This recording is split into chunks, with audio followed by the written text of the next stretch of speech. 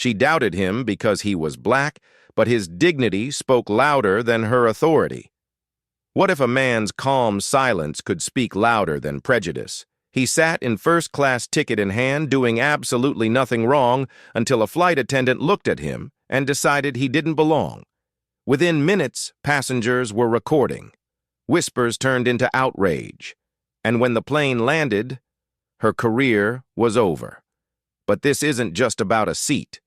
It's about dignity denied, then reclaimed, and the quiet power of one black man who refused to be erased.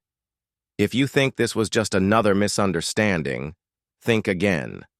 This is the moment justice flew higher than bias. A black man sat quietly in first-class ticket in hand, doing nothing wrong.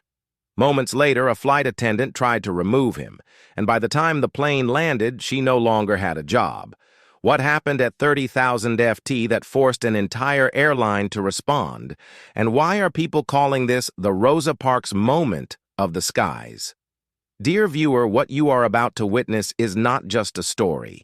It is a powerful testament to the quiet power and pursuit of justice in places most people ignore. If this is your first time here, I warmly invite you to share where you are watching in the comments below. And if stories like this move you, challenge you, or make you think, consider subscribing and clicking the bell icon. We share voices that deserve to be heard every day. Thank you for being here. Now let's get into the story. The cabin buzzed with the soft rustle of boarding passes and polite murmurs, the kind of gentle chaos that fills a first-class flight just before takeoff. From the outside, it was a picture of luxury. Warm lighting, leather seats, silver cutlery placed just so. But no one knew the turbulence that was about to unfold, not in the sky, but in the aisles. At Gate 36 of JFK International, everything had appeared routine. A Delta One flight to San Francisco, a fully booked manifest, and a seasoned flight crew ready to usher in the elite few who'd paid thousands for their short-lived escape above the clouds. Among those early boarders was a sharply dressed black man named Dr. Malcolm Reed. He was in his early 40s, poised quiet and exuding a kind of ease that seemed to ripple around him. He wasn't just another traveler. The way he moved with the kind of stillness that came from long battles fought in silence hinted at a deeper story. But today, he wasn't expecting to be tested. As he entered the first-class cabin, Malcolm barely noticed the stares. A man in a tailored blazer 2 rows up, eyed him, then looked away. A woman clutched her Chanel tote a little tighter. A few didn't even look, but you could feel the pause, the subtle recalibration of assumptions. Malcolm had learned to spot that moment, when people reassessed who they thought he was based on what they saw. Seat 2, a window seat. He placed his leather briefcase in the overhead bin, sat down, and adjusted his cufflinks. His movements were precise, methodical, as though he was setting a tone for the flight itself. Calm, collected, invisible. But then the air shifted. It began with footsteps. Not the light shuffle of a passing attendant or the bounce of a late passenger. These were deliberate, punctuated steps. Moments later, a voice pierced the quiet. "Sir, can I see your boarding pass?" The words were simple, but the tone wasn't. It was sharp, rehearsed, the kind of tone used when someone believes they already know the answer and are just asking to make a point. Standing before Malcolm was a woman in her mid-30s.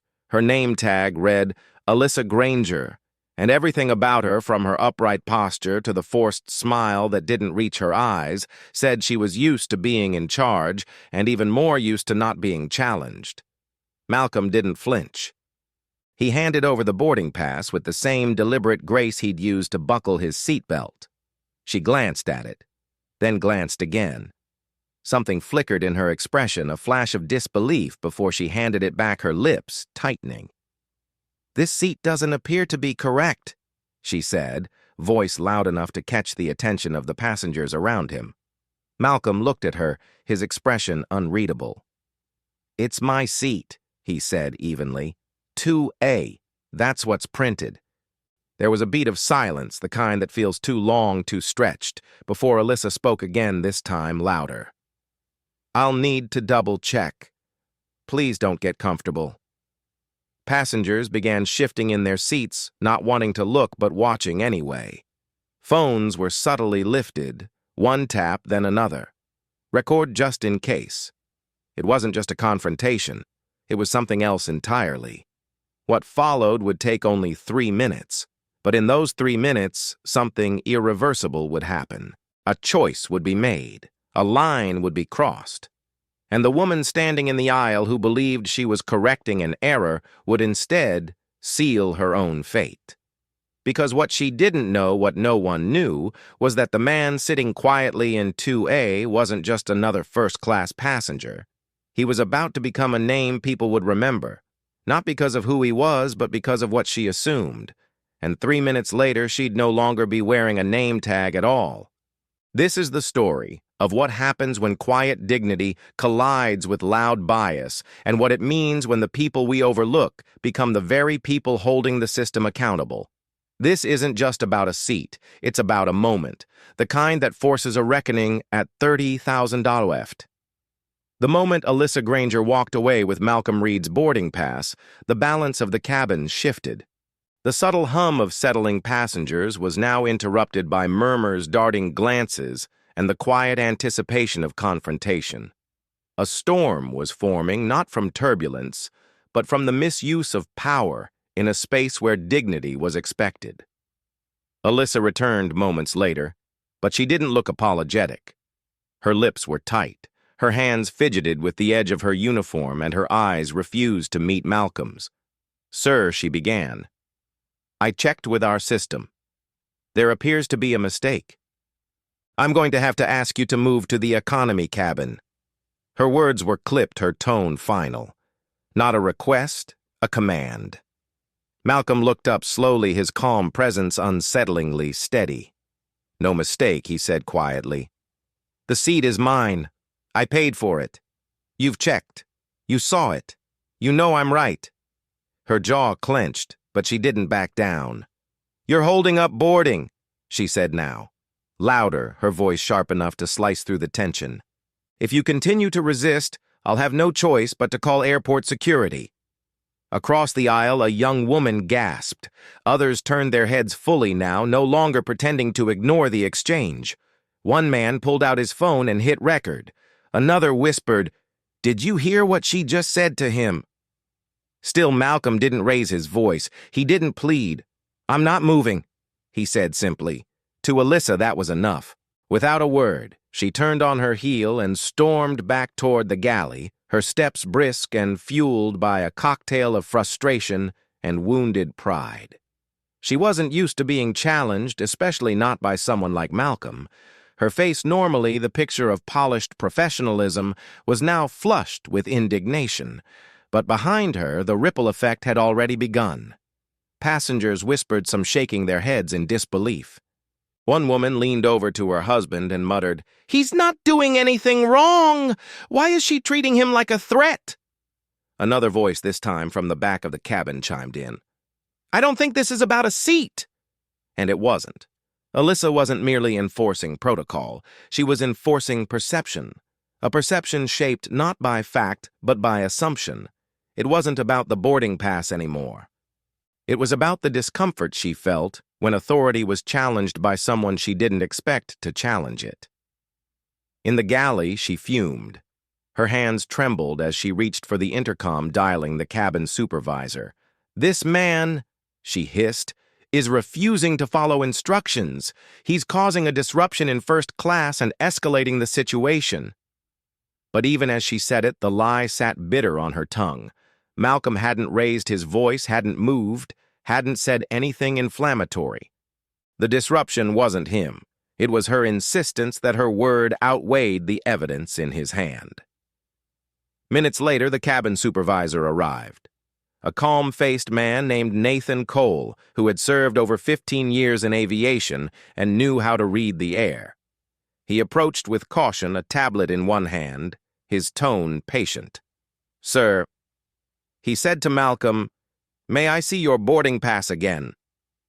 Without hesitation, Malcolm handed it over. Nathan tapped through the manifest, cross-referencing seat assignments and boarding information. A long pause followed. Nathan's brow furrowed, then lifted in understanding. "This is your seat," he said, handing the ticket back. "Everything checks out. I apologize for the confusion." Alyssa stepped forward, clearly bristling, but when I checked, it said, "You checked wrong." Nathan cut in gently but firmly. "Dr. Reed has the correct assignment. Let's move forward with boarding." For a moment, silence filled the cabin. Thick, heavy, and unresolved. Alyssa stood frozen, her professional composure cracking. Her authority, unquestioned for so long, was now under scrutiny. Not by her superiors, by the very people she served.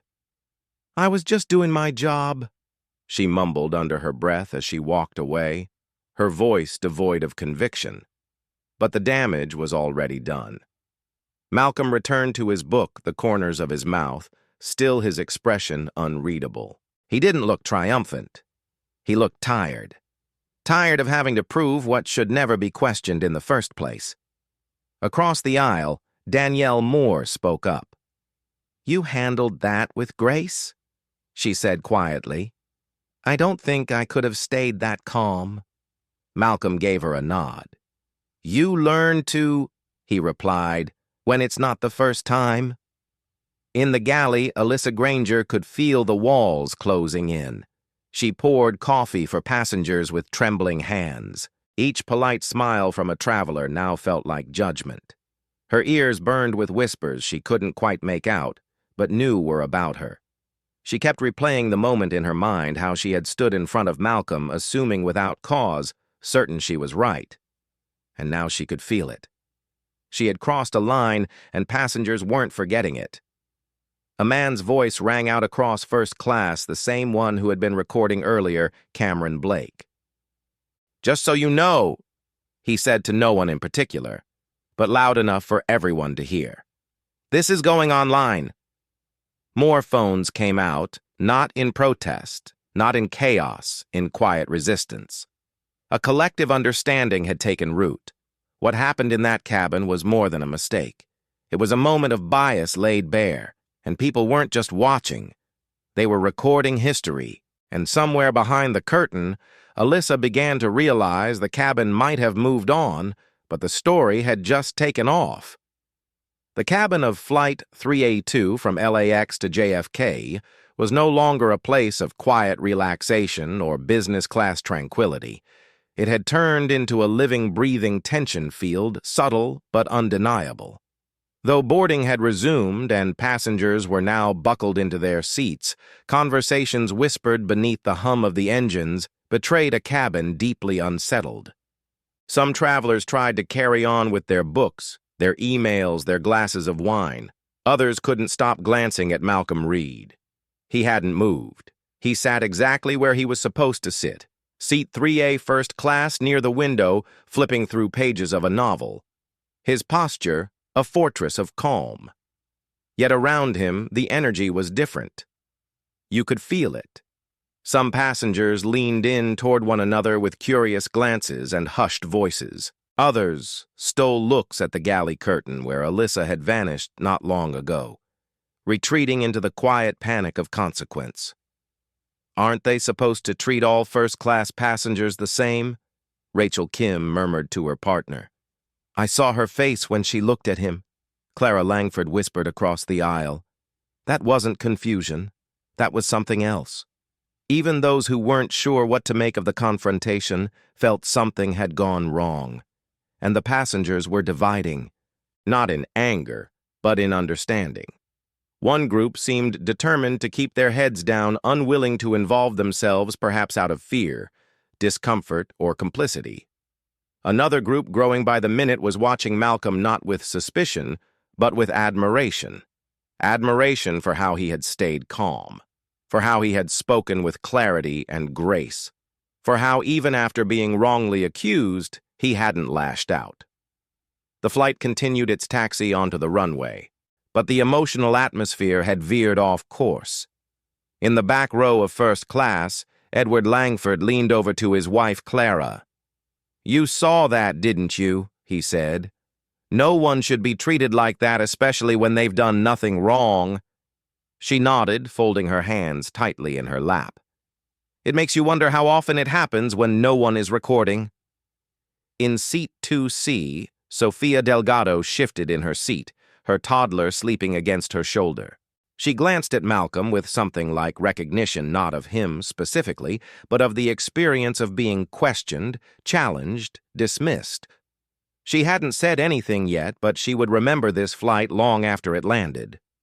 Meanwhile, Alyssa remained in the galley, trying to regain composure. Her hands trembled slightly as she arranged the drink cart, her thoughts racing. She had always considered herself a professional, sharp, organized, and experienced.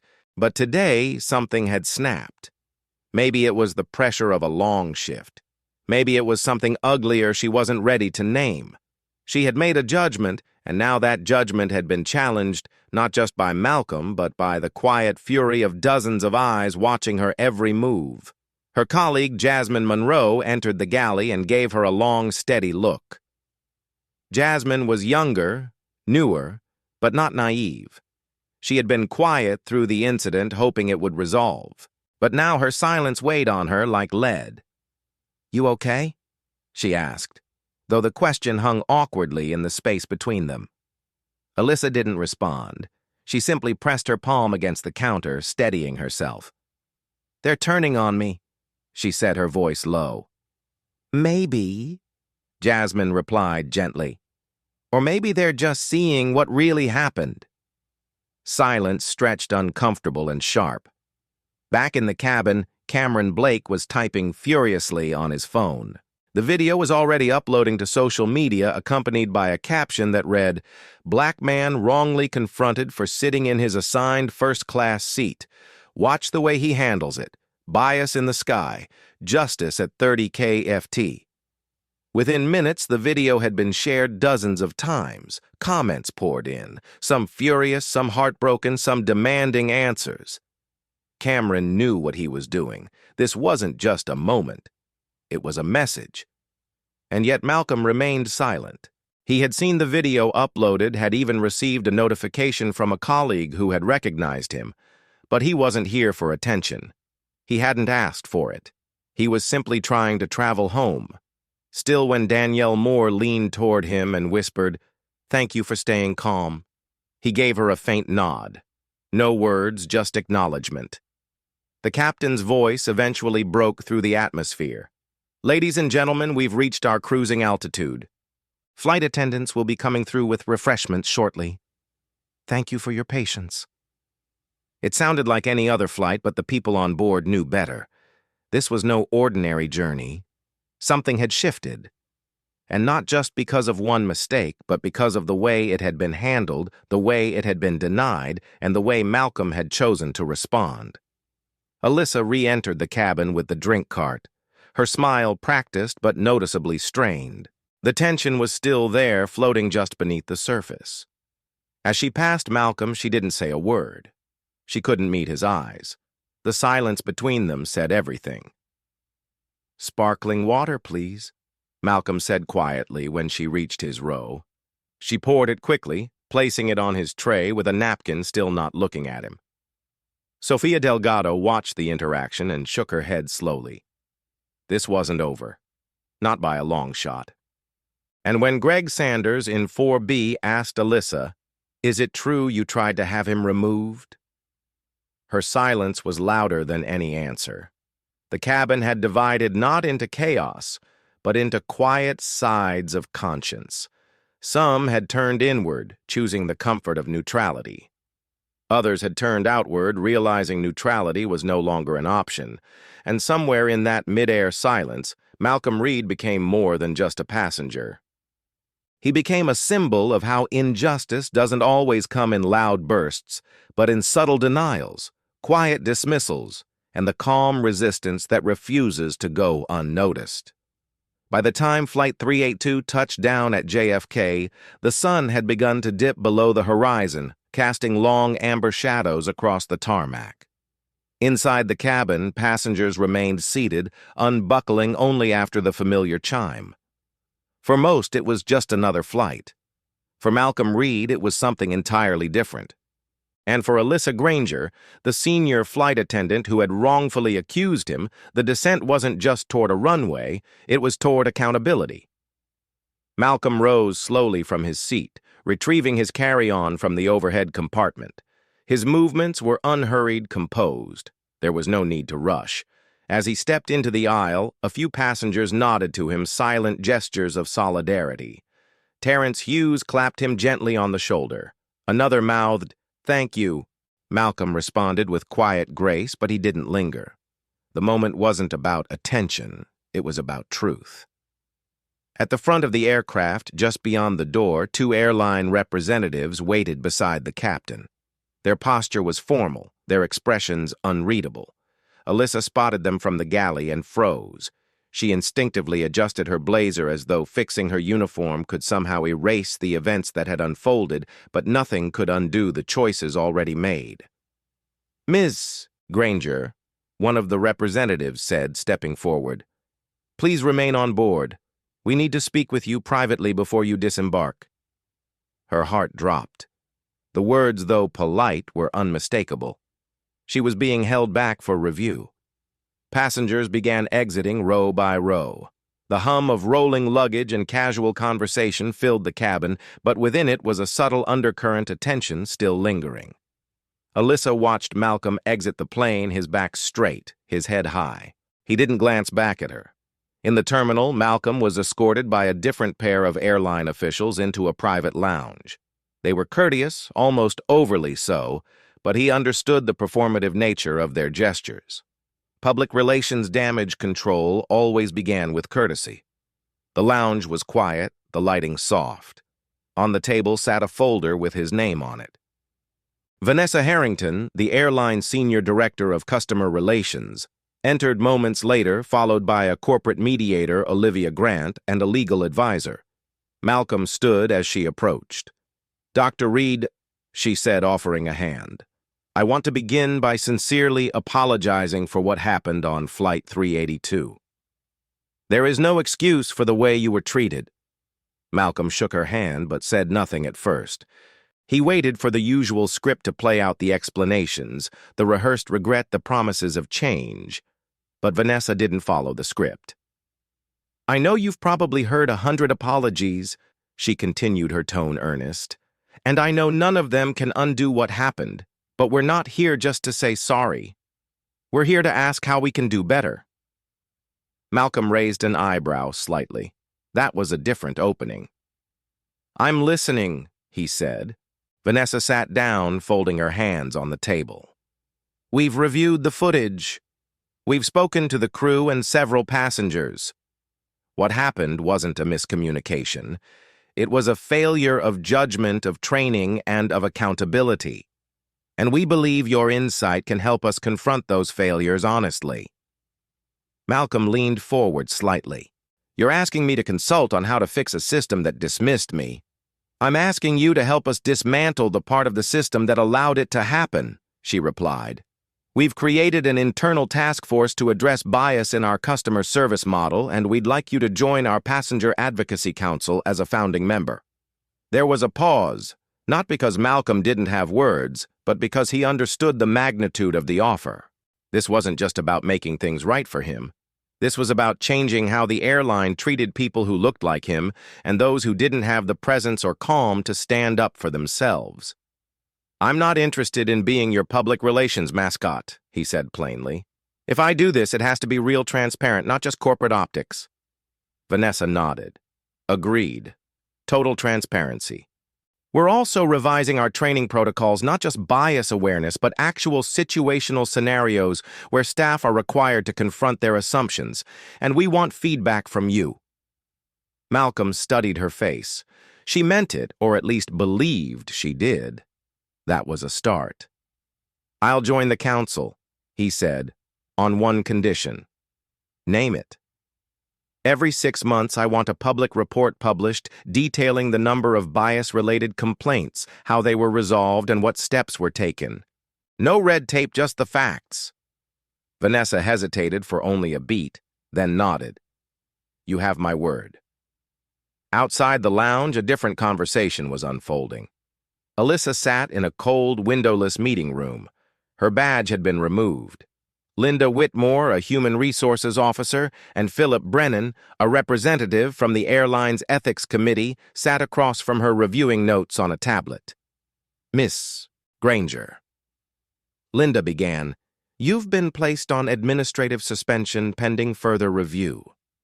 However, due to the nature of the incident, we are required to inform you that termination is a likely outcome." Alyssa swallowed hard. She wanted to defend herself to say she had just been following protocol, but she knew better. Deep down, she remembered what had flickered in her mind the moment she saw Malcolm. A silent judgment, one that had nothing to do with boarding passes or policies. She had acted on bias, and now that bias was staring back at her with consequences. Across the airport, Malcolm stood at baggage claim, his phone buzzing with messages. Reporters, colleagues, friends, strangers. The video was already gaining traction. People were watching, but he ignored them for now. He picked up his suitcase, walked through the terminal, and stepped out into the cool evening air. He didn't feel vindicated. Not yet. But he felt something else. Momentum. The apology had come. But what mattered now was everything that would follow. 3 months had passed since the events aboard Flight 382. But the memory of that day still lived in the minds of those who were there. The video had ignited more than just social media commentary. It sparked a reckoning within Skylinks Airlines and rippled through the aviation industry. For Malcolm Reed, life hadn't returned to normal. But then again, he hadn't wanted it to. He stood at the front of a conference room inside Skylinks' headquarters, now serving as a founding advisor on the airline's newly established Passenger Advocacy Council. Around him sat a dozen diverse voices, business travelers, frequent flyers, disability rights advocates, and social justice leaders. People chosen not for their titles, but for their lived experiences. Their goal was simple: to ensure that no passenger would again be dismissed, profiled, or humiliated without consequence. Malcolm cleared his throat and began reading a letter aloud. It was written by a passenger who had witnessed the incident on his flight. She was a young black woman who had stayed silent during the confrontation. In her message, she thanked him for standing his ground, because she knew she wouldn't have had the courage to do the same. When Malcolm finished reading, the room was quiet. But it wasn't the silence of discomfort. It was the silence of reflection, of a shared understanding. That letter wasn't just a thank you note. It was a reminder that dignity and travel shouldn't be a privilege. It should be a right. Since that fateful day, the airline had undergone significant change. Skylinks had introduced a revamped training initiative titled Altitude Matters, which focused not only on customer service, but on empathy, implicit bias, and de-escalation. Every cabin crew member, from regional shuttles to international routes, was required to complete the course annually. Passengers even noticed the difference. Flight attendants, who once seemed detached, now engaged more warmly, listened more actively. Vanessa Harrington, still leading Skylinks' customer relations division, worked tirelessly behind the scenes. She had pushed for sweeping reforms not just for Malcolm, not for optics, but because she finally saw what had been hidden in plain sight. When she stood beside Malcolm during press conferences and internal town halls, she didn't play the role of a corporate fixer. She played the role of a student learning in real time how culture was shaped by choices, not slogans. Meanwhile, Alyssa Granger was no longer with the airline. Her departure had been quiet, absent of fanfare or legal battles. She had released a brief public statement acknowledging her actions, though many found it lacking the depth of a true reckoning. Still, her removal wasn't the story that mattered anymore. The focus had shifted from retribution to restoration, from pointing fingers to lifting voices. Malcolm continued to fly.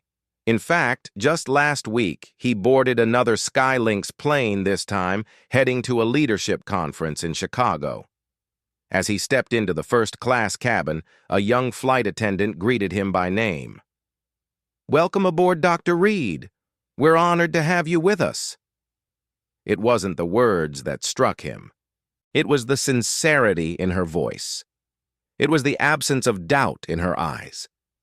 For the first time in a long time, he sat down not with his guard up, but with a sense of peace. Change didn't happen because of a single confrontation at 30,000 Abasev. It happened because someone chose not to be silent, because passengers stood up, recorded, spoke out, because leaders inside the airline chose humility over defense, and because Malcolm Reed, calm, composed, unwavering, refused to move from a seat he rightfully held. As the wheels of that next flight lifted off the runway, Malcolm gazed out the window at the clouds. He didn't feel like a symbol. He felt like a man who had claimed space not just in a seat, but in a system that had once denied him his full humanity. Real change doesn't always come in waves. Sometimes it arrives quietly, like the hum of engines cruising through the sky, steady and forward-moving. And this time, it came from 30,000 ft above, where dignity finally found a place to belong. In the story of Malcolm Reed, we witnessed more than just a man being wrongly confronted on a plane. We saw a quiet storm of injustice unfold, and more importantly, how calm courage and unwavering dignity can turn that storm into a movement for change. From the moment Malcolm was asked to give up his seat, not because of any mistake, but because of how he looked, the wheels of something much greater began to turn. He could have complied, silently moved to the back, or allowed the humiliation to pass unchallenged. But instead he chose to stay firm in his truth measured in his response. He didn't yell. He didn't fight. He simply stood his ground. And in doing so, he forced a system built on subtle, often unchecked biases to stop, look itself in the mirror, and begin the hard work of change. The journey that followed was not easy. The flight attendant who tried to assert authority without accountability faced consequences she never imagined. Her downfall was not Malcolm's victory. It was the catalyst for a larger conversation. The passengers who spoke up, the one who recorded the incident, the voices that rallied online, each became part of a chorus demanding better. But what truly turned this from a moment into a movement was what happened after the flight. Malcolm didn't fade away into the background. He stepped forward. He used his voice not to punish but to push for progress. He joined forces with leaders at Skylinks Airlines to reimagine what dignity in air travel should look like. He helped build a passenger advocacy council. He asked for policy, not pity, action, not applause.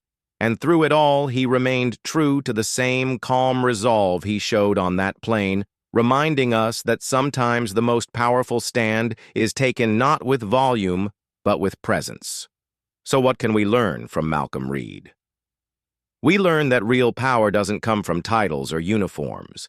It comes from standing in your truth when it's uncomfortable. We learn that dignity is not something granted by systems. It's something each of us carries, and it must be protected even when others try to strip it away. We learn that change doesn't require anger to be effective. It requires conviction, community, and courage.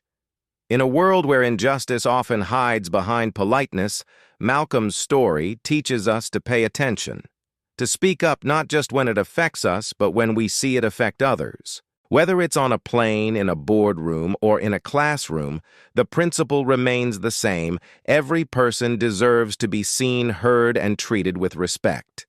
And when that doesn't happen, we don't walk away. We lean in, we question, and we choose to be part of the shift. Sometimes the loudest voice in the room is the one that refuses to shout.